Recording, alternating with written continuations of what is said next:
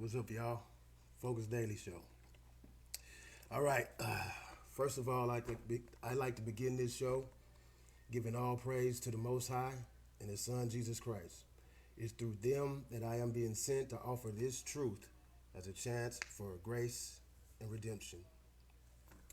All right. Today we're going to talk about the Census Act of 1790. All right.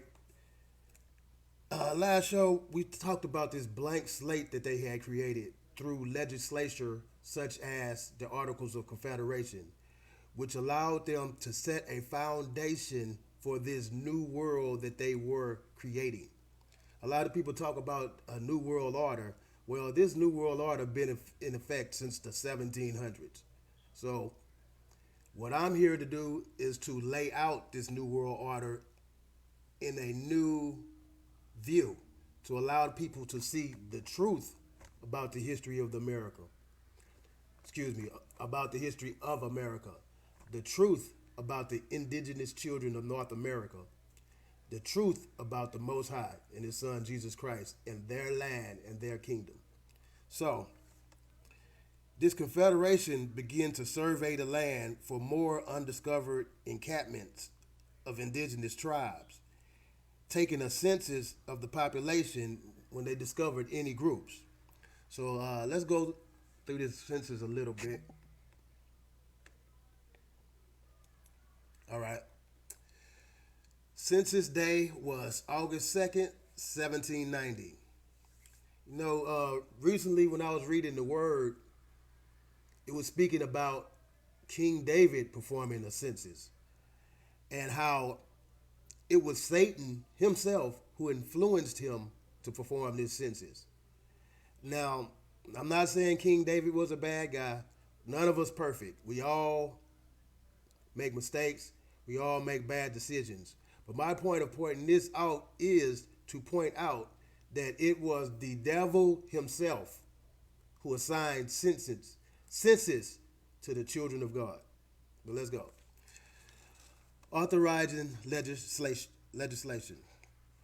The first census began more than a year after the inauguration of President Washington and shortly before the second session of the first Congress ended. Congress assigned responsibility for the 1790 census to the marshals of the U.S. Judicial District under an act which, with minor modifications and extensions, governed census taking through 1840. So here goes this U.S. Marshal Service. When I first began this series, I spoke a little bit about a letter that was received from the Pope during the President Obama administration. And according to that letter, it is this U.S. Marshal Service that has the only authority in the land at this time in present day. Well, it was this same U.S. Marshal Service that was given authority to perpetrate this census. But this authority was given by kings related to David. All right. As in King David of the Bible. Okay. The law required that every household be visited, that completed census schedules be posted in two of the most public places within each jurisdiction. So, they expected people to announce themselves and to count themselves and to post their existence, which included names and identities. See, this is where the trickery and deception is beginning to take a foot.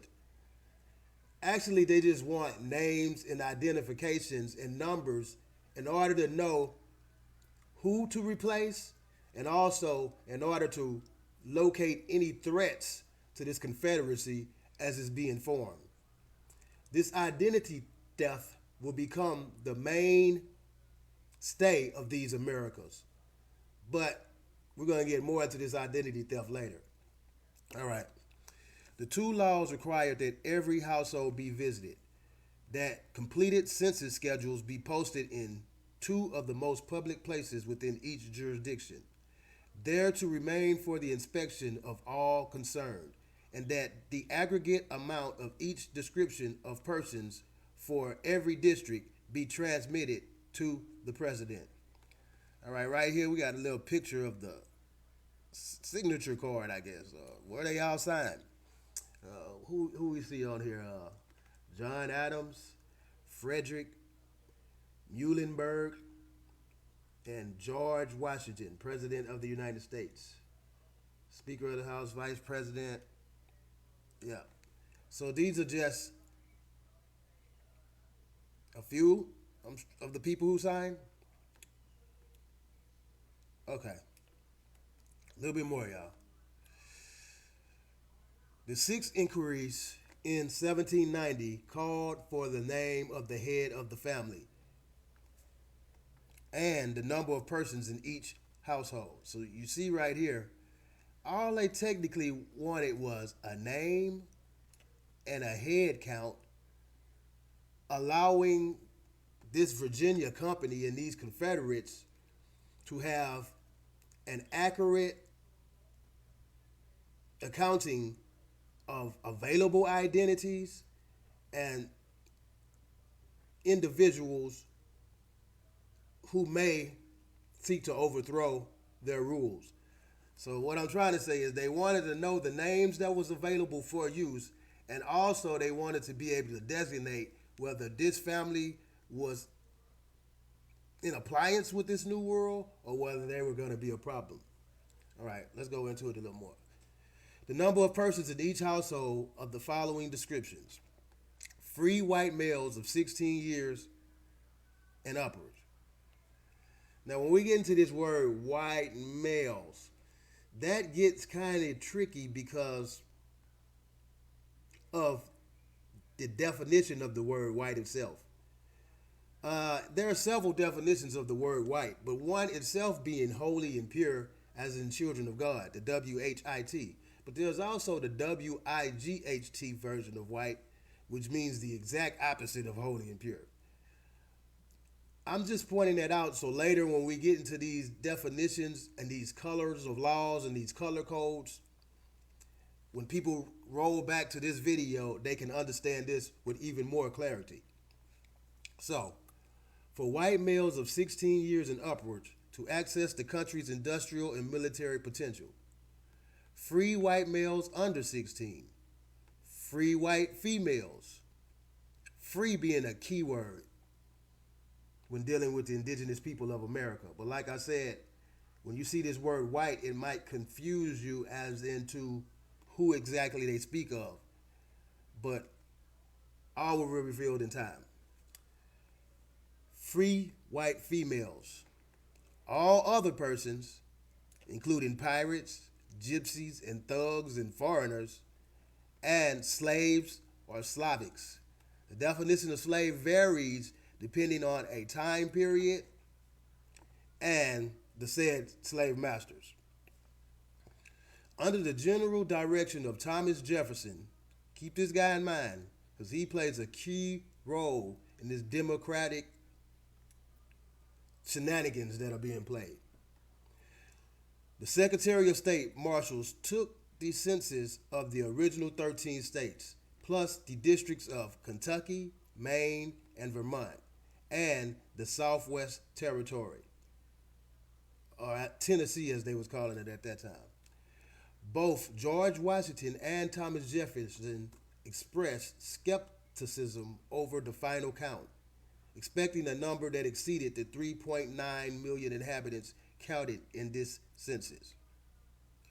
So that's it. The Census Act of 1790. The reason why I'm laying out these acts and these ratified laws is because they will begin to paint a picture of what actually occurred when us as the indigenous children of America fell from the grace of God. And it is through these legalese and these contracts that our fall was documented. That's the best way to put it. But once again, it's another show in the books.